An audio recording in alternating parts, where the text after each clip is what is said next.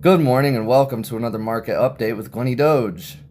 All right, so where do I start? I got the Dogecoin chart pulled up right here, 4-hour time frame. Um, it is really testing our patience, right? We, I was pretty sure that, and it's kind of hard to see because we're so close to it. If I can scale it up and zoom in, you can see here. I am pretty confident that this candle here has created our higher low, which is pretty crucial on what you want to see if we're going to have not continuation, but reversal to the upside and start on an uptrend. You need to see higher lows. So you can see the bottom and higher low. Now what we're looking at right now at this moment is, will we break down below that and go even lower to create that higher low? I don't know. It remains to be seen. Bitcoin, it's literally right there as I'm recording this, but it's a lot closer, a little bit closer than Dogecoin is to breaking down. We don't necessarily want to see that happen, just because if you're like me, you're impatient and you want the Santa rally to start. And I'm pretty sure it has begun. The schizophrenic market just, I mean, no one is safe. No one can predict it. All we can do is look at the signs, look at the different indicators, and I just go by my gut and to make the best decisions I can. To prepare myself to be in the right position to catch gains, or yeah. So keeping a close eye on Bitcoin there to see if it will break down below. I mean, it pretty much matched it. So another thing I wanted to point out. So you got this resistance at about 96.4 that it has touched 3 times now, and currently being sent down on this 4-hour candle as well. I see a lot of people always say, well, the more we test the resistance, the weaker it gets. You're breaking it down little by little, and every time you get sent down from it, creates a new chance for a breakthrough of the resistance. So not necessarily a bad thing, just something I wanted to point out that I noticed that is definitely a strong level of resistance. We need to flip it to support, and that will really help us to go on to create higher lows. Another thing, the MACD. All right, I woke up this morning and I was like, oh yeah, we finally broke above it, right? We finally had a bullish break above the orange line there. Now we have topped right there, and we're being sent down. Just broke below the orange line again.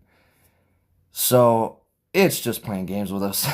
Do I think that's gonna mean a crash is imminent and it's all over? No, I don't. I just think it's gonna, I mean, you could see what it did here. Drop under, break above, drop under.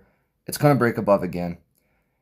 The big thing to point out is look how far below this zero line we are.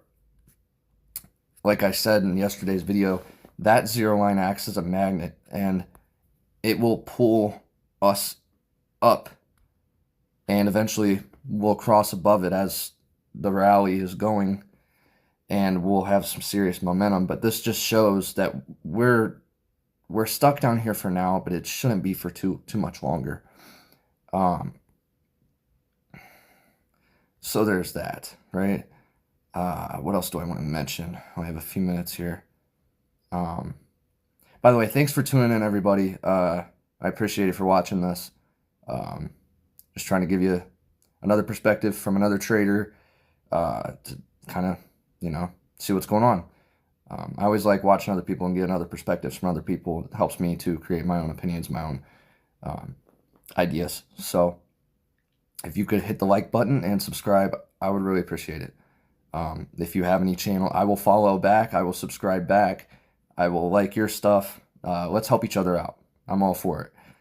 All right, so let's get off of the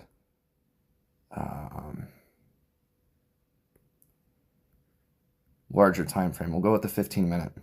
Oh, don't know why it does that sometimes. So you can see here that it's looking like the higher low is forming right there. So it's what you want to see if we're going to start on an uptrend. And as you can see, you know, the uptrend has not started yet. So everything you see basically back here is bearish. We want to start on an uptrend. So we're hoping to see this uptrend start and lead us into Christmas. Shiba Inu, on the other hand, it's got a little more room there. So we are also trying to create that higher low. Ethereum. Ethereum actually looks a lot better when it comes to this this higher low situation here. This is a lot more promising. So I think that we're going to hold up just fine. And the Santa rally should begin. Bitcoin dominance is nosediving. That makes me happy. That makes me happy. All right. So, you know, keep hanging in there.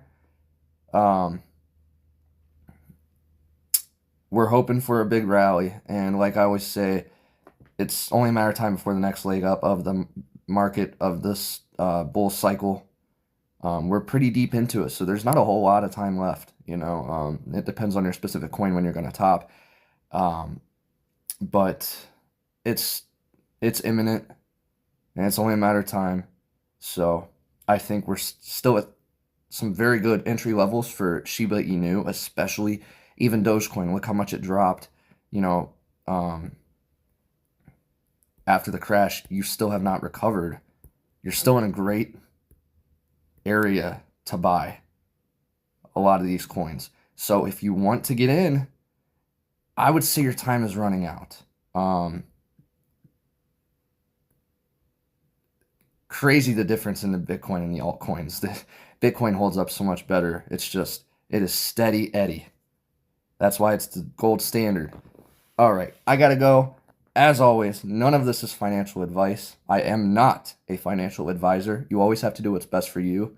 Everything is just in my opinion that I have said and mentioned. Thank you for tuning in, and I'll see you next time.